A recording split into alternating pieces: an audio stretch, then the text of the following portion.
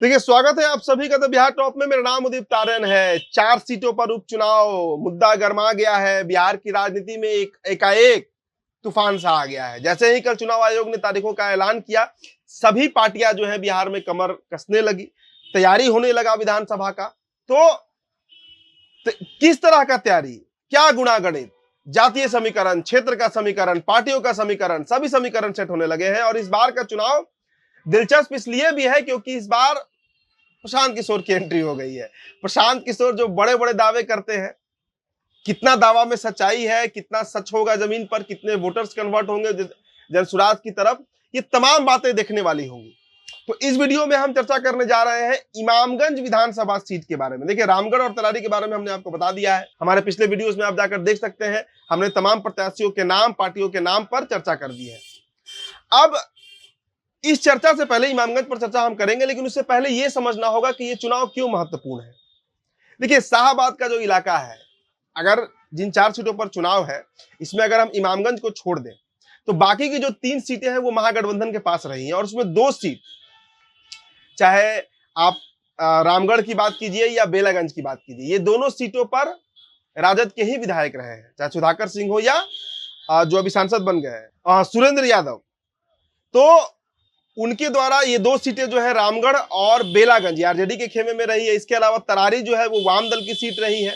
तो एक तरीके से ये लिटमस टेस्ट भी होने जा रहा है तेजस्वी प्रसाद यादव का, क्योंकि अगर इन 3 सीटों में से एक सीट भी वो गंवा देते हैं, तो एक बड़ा परसेप्शन बनेगा बिहार में कि आरजेडी जो है वो कमजोर हो रही है।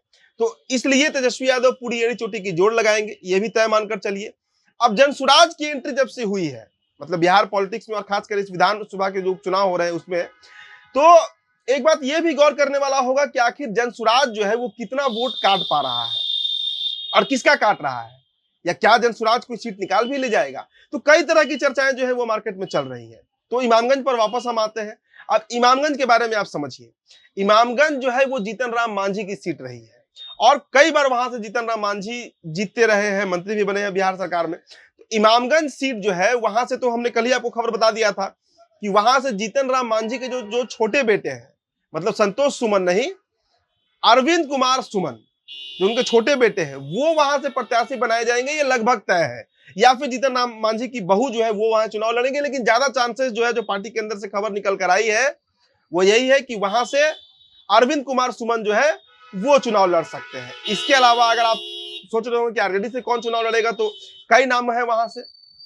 सबसे जो प्रमुख नाम है वो उदय नारायण चौधरी का नाम है। और उदय नारायण चौधरी जो है वो पहले भी चुनाव लड़े हैं, 2020 में भी चुनाव लड़े थे, हालांकि हार गए थे। तो वो भी वहां पे कई दिनों से तैयारी कर रहे हैं उदय नारायण चौधरी, और चूंकि रिजर्व सीट है।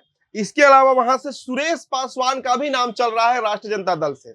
सुरेश पासवान भी वहां पर कई महीनों से तैयारी कर रहे हैं, कई महीनों से, मतलब चुनाव का रिजल्ट आया उसके बाद से वे लगातार क्षेत्र में है, तैयारी में जुटे हुए हैं, क्योंकि उनको वहां से चुनाव लड़ना है। और अब फिर से वो तेजस्वी के दरबार में पहुंच रहे हैं कि हमको टिकट दे दीजिए। इसके अलावा पूर्व सांसद भगवतिया देवी, आप सभी जानते होंगे, भगवतिया देवी जी ने लालू प्रसाद यादव ने सांसद बना दिया था।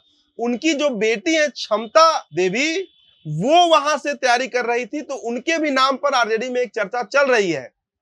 तो ये 3 नाम जो है ये प्रमुखता से चल रहे हैं। पहला नाम उदय नारायण चौधरी का है, दूसरा नाम जो है वो सुरेश पासवान का है, और तीसरा नाम जो है वो भगवतिया देवी की बेटी क्षमता देवी का है। तो देखिए, कुल मिला जुलाकर जो रण है वो सज चुका है।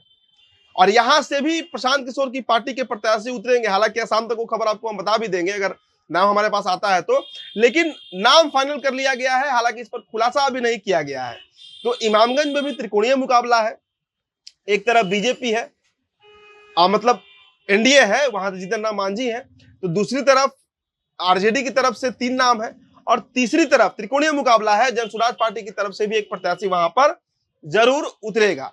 क्योंकि वो रिजर्व सीट है, तो जनसुराज की तरफ से भी रिजर्व, मतलब SC ST की प्रत्याशी ही कोई उतरेगा। लेकिन प्रशांत किशोर का दाव जो है वो बड़ा हो सकता है इमामगंज में। देखिए, प्रशांत किशोर जो है ना, वो एक मिथ तोड़ना चाह रहे हैं बिहार में।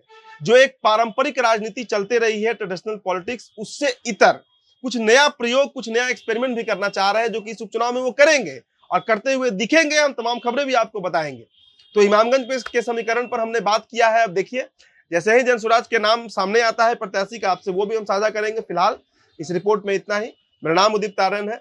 बहुत बहुत शुक्रिया।